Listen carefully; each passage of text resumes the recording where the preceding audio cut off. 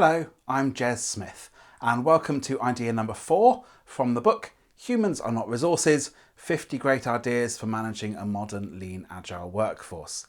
Now, this idea is called Closing the Feedback Loop on People Management Policies, because I think this is something that is done to some degree already, but actually could be done much better. And what I'd like to do in this video is share various different ideas and techniques for improving the feedback loops you get on your people management policies. So Lean and Agile are all about inspecting and adapting, about doing something, seeing what happens, and using that information to decide what to do next, to do something better. This idea of continuous improvement, continuous development of both your product, the thing you're creating, in this case policies or procedures, and your process, the way you're actually doing it and so forth. Now, I'm sure that you already take feedback on your policies and procedures as you're creating them.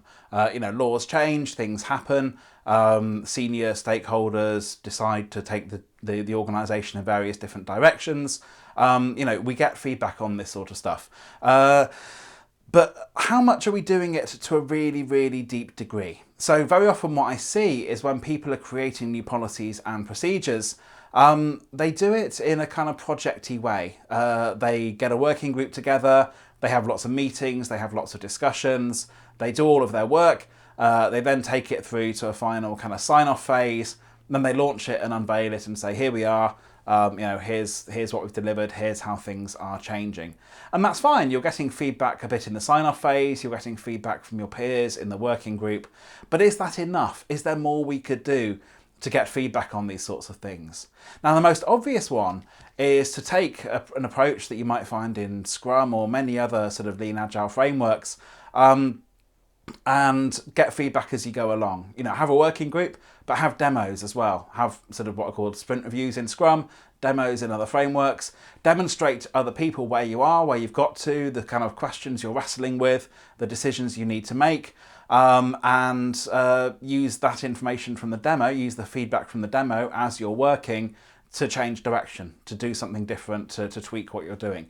Get feedback early and often, rather than doing all the work and then getting some feedback in a stakeholder review or sign-off phase, and then suddenly getting loads of feedback after it launches, by which time it's kind of too late to change direction. Really focus on getting feedback early and often.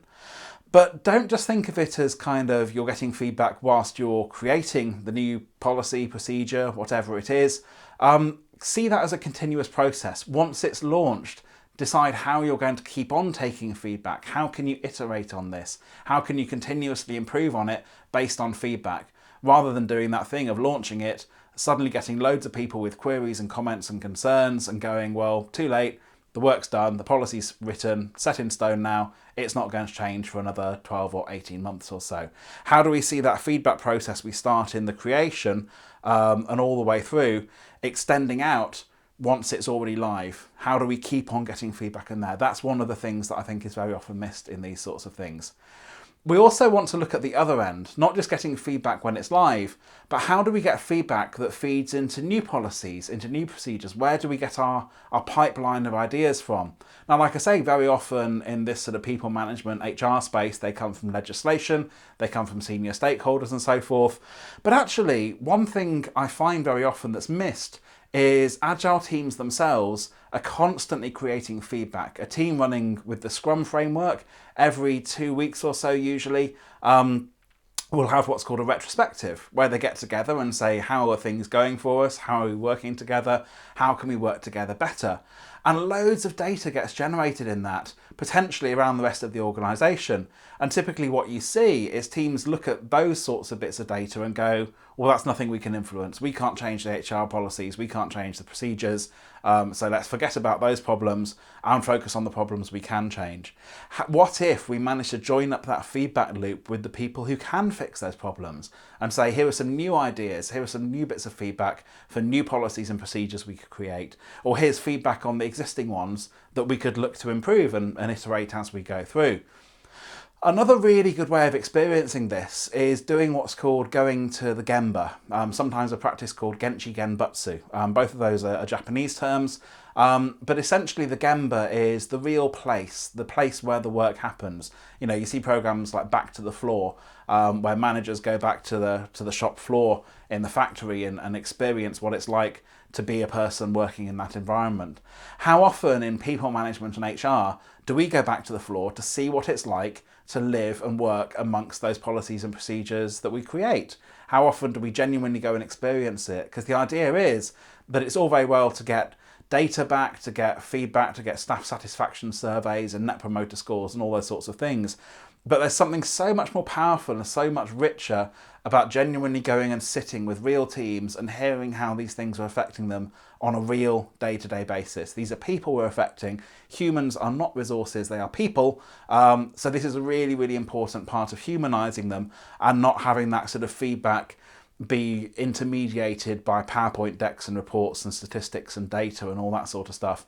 Actually go and speak to real people, sit with them, see what's happening with them. You could even take this an idea further. What if we said there are some policies and procedures that don't actually need to be set centrally? What if there are some that we could devolve down to the teams themselves to own? To say, you know, how you handle this particular element of HR, how you handle this area of people management, that's up to you as a team to decide. You obviously can't do that with everything. Employment law is very important. There are some things that will have to apply to all people equally, and rightly so. But are there some areas you could look at and say, do we really need to be involved in this, setting a policy centrally?